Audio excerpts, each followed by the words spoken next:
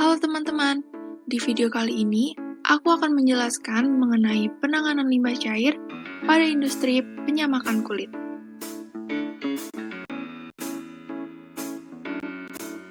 Sebelumnya, apa sih arti dari limbah industri? Limbah industri adalah material sisa yang sudah tidak terpakai lagi yang berasal dari kegiatan industri. Limbah sendiri dibagi menjadi 3 bagian, limbah padat, limbah gas, dan limbah cair. Namun di video ini, aku akan membahas mengenai limbah cair. Perlu kita ketahui bahwasannya limbah cair yang dihasilkan dari industri penyamakan kulit sangat berbahaya jika langsung dibuang ke lingkungan, karena akan mengganggu keseimbangan ekosistem yang terdapat pada lingkungan tersebut. Kandungan BOD, COD, krom, dan nitrogen menjadi permasalahan utama dalam limbah cair ini. Limbah nitrogen berasal dari degradasi protein yang ada di kulit pada stasiun proses penghilangan kapur. Sedangkan limbah krom berasal dari stasiun proses penyamakan krom.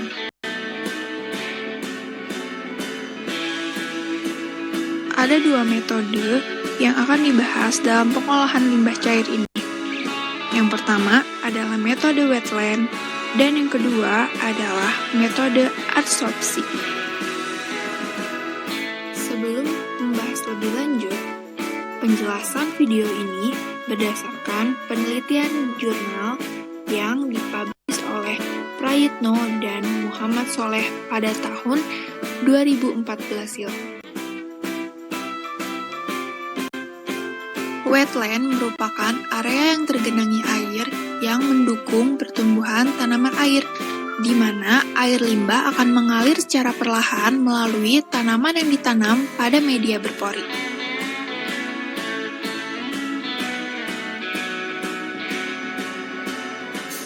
Media berpori yang dipakai oleh penelitian pada jurnal ini adalah pasir, kerikil, koral, dan ijuk.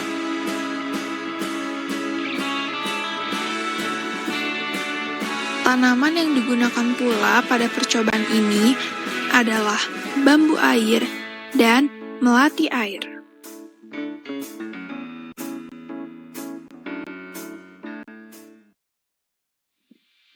Nah, selanjutnya kita akan membahas mengenai skema wetland itu sendiri. Sistem yang digunakan adalah sistem SSF atau subsurface flow, di mana air limbah mengalir di bawah permukaan tanah.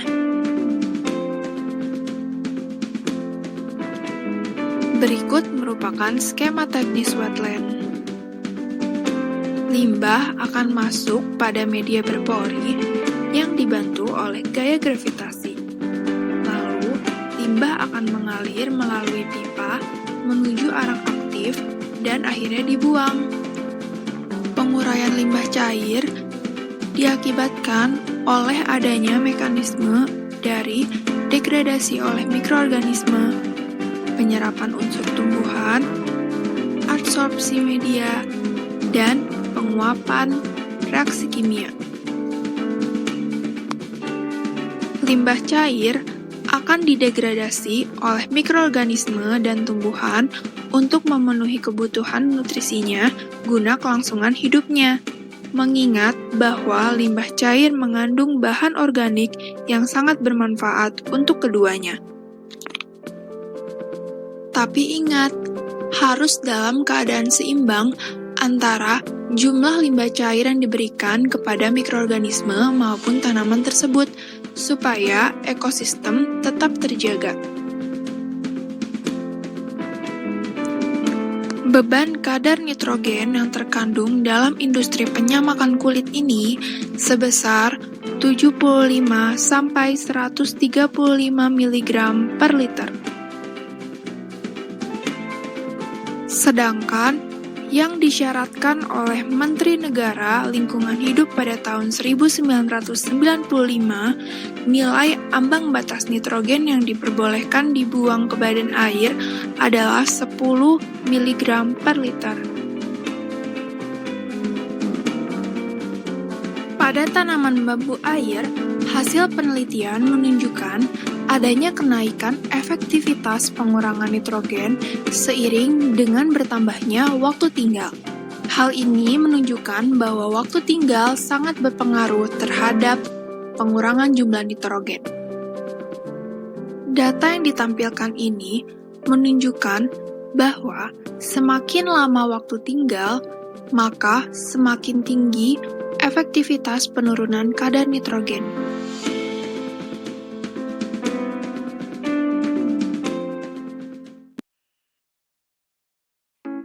Namun, untuk tanaman melati air, semakin lama waktu tinggal, maka semakin menurun efektivitas untuk penurunan kadar nitrogen. Data tersebut bisa dilihat dari data yang ada pada slide ini.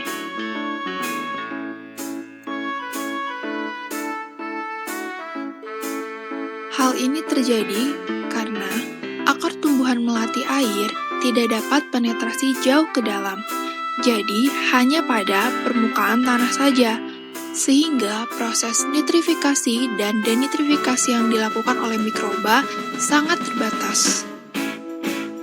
Hal ini pula terjadi karena adanya kondisi titik jenuh, di mana tanaman melati air sudah tidak mampu lagi untuk mengurai limbah cair tersebut. Akar bambu air dapat penetrasi sampai ke dalam, sehingga luas kontak dengan limbah akan lebih banyak, dan kemampuan penyerapan unsur nitrogen juga akan lebih banyak.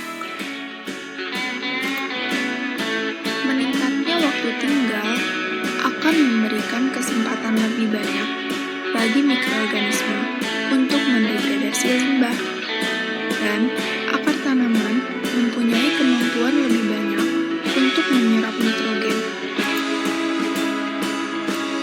Dari hasil penelitian, dapat disimpulkan bahwa penggunaan wetland dengan tanaman bambu air sangat efektif untuk menurunkan kadar nitrogen pada limbah cair terolah industri penyamakan kulit.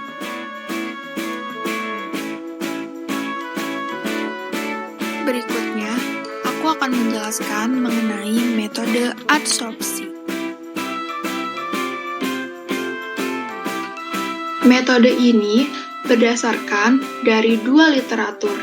Yang pertama adalah literatur wetland sebelumnya, dan yang kedua adalah literatur dari jurnal yang ada pada tampilan ini. Berdasarkan jurnal wetland sebelumnya, terdapat proses adsorpsi di mana di dalamnya ada adsorben.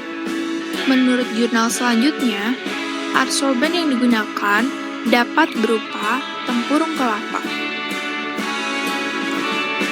Pemilihan karbon aktif sebagai adsorben karena karbon aktif tempurung kelapa memiliki permukaan yang luas, berat yang ringan, dan pori-pori yang banyak, sehingga mendukung proses melekatnya zat pencemar yang terdapat pada limbah cair.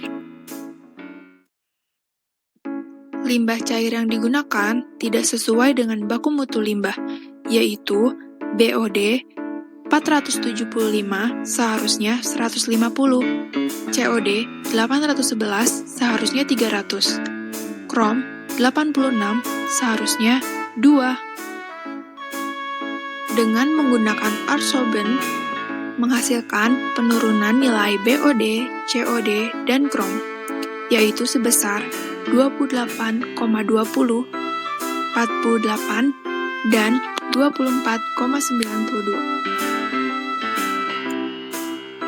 Maka, kita dapat menyimpulkan bahwa pemakaian tempurung kelapa sebagai adsorben dapat meningkatkan efektivitas penurunan BOD, COD, dan Krom pada industri penyamakan kulit. Mungkin saya cukupkan pemaparan ini, semoga bermanfaat. Dan jika teman-teman ingin bertanya, boleh ditulis di bawah kolom komentar. Jangan lupa like, komen, dan subscribe. Terima kasih.